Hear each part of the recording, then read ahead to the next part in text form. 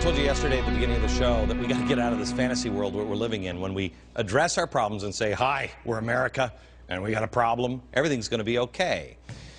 Unfortunately, a lot of people say, this is America. That's what they were saying at least before the recession, and the economists laughed right with them. They laughed off all the warning signs. Not in America, please. In the recession, or during the recession, economists laughed off all the warning signs that it then could get worse. Not in America. Sounds like the Colossus of Rhodes, doesn't it? But now look at what we have behind us. A lot of people, a lot of Republicans, back in the last administration were also laughing at that. Oh, don't worry, debt doesn't matter. Yes, it does. We now face crippling debt, high unemployment, and concerns now that everybody is laughing off that China is surpassing the United States as the world's most dominant superpower.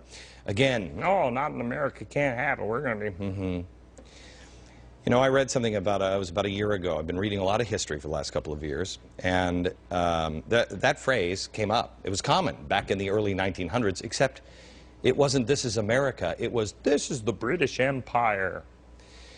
I grew up in just north of Seattle, about 90 miles north of Seattle, and in British Columbia, they have a flag that was actually meant as a salute to England. I think it was around the turn of last century that they came up with it. There it is. It really kind of shows the last century arrogance of Great Britain. The flag was used in British Columbia, and it shows the sun. It's called Splendor Without Setting. Because remember, at this time, the sun never set on the British Empire. Never. They were global. It was always light somewhere in the world where Great Britain had power.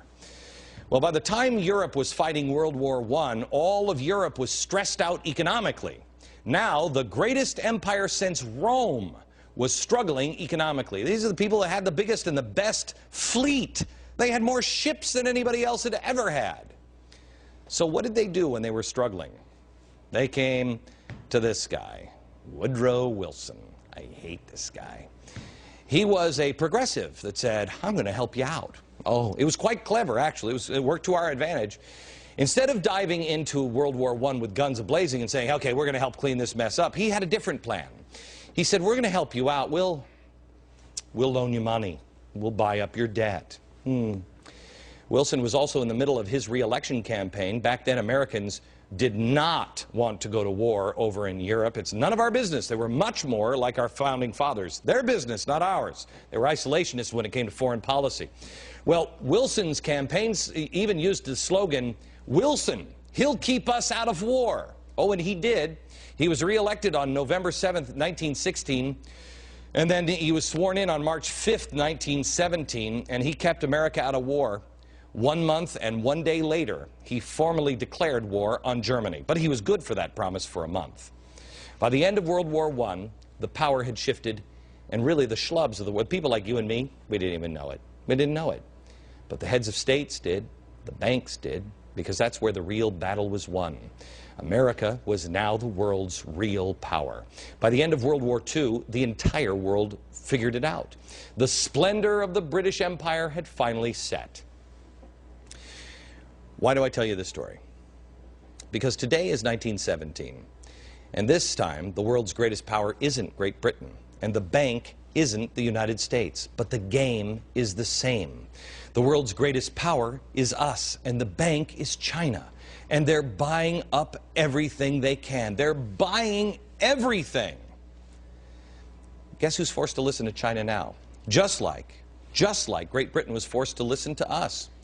We told you yesterday we downgraded our search for Chinese spies in America. You're kidding me. We're not pushing for tough sanctions on trade. We aren't the only ones. It's the whole free market. According to the Wall Street Journal, the Reserve Bank in Australia was set to raise their interest rate for the 4th time since October to fight inflation over there. But then suddenly, there was an unexpected pause, and the latest increase was put on hold. Why? One word, China. China told Australia the interest rate hike was not good for the Chinese. So here you have a country who says raising this rate is what's best for our citizens to stop inflation, and China says, I don't think you're going to do that. And they didn't. Australia is no longer sovereign if they're not doing what's best for their citizens.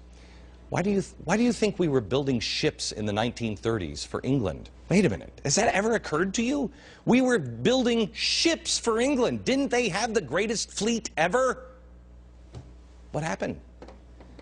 Well, after we took control of their debt, we told them, get rid of your ships.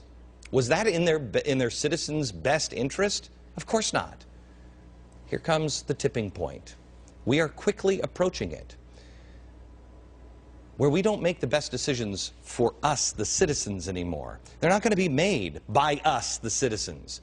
They are going to be made in the halls of large finance in Beijing. We must wake up and stop spending.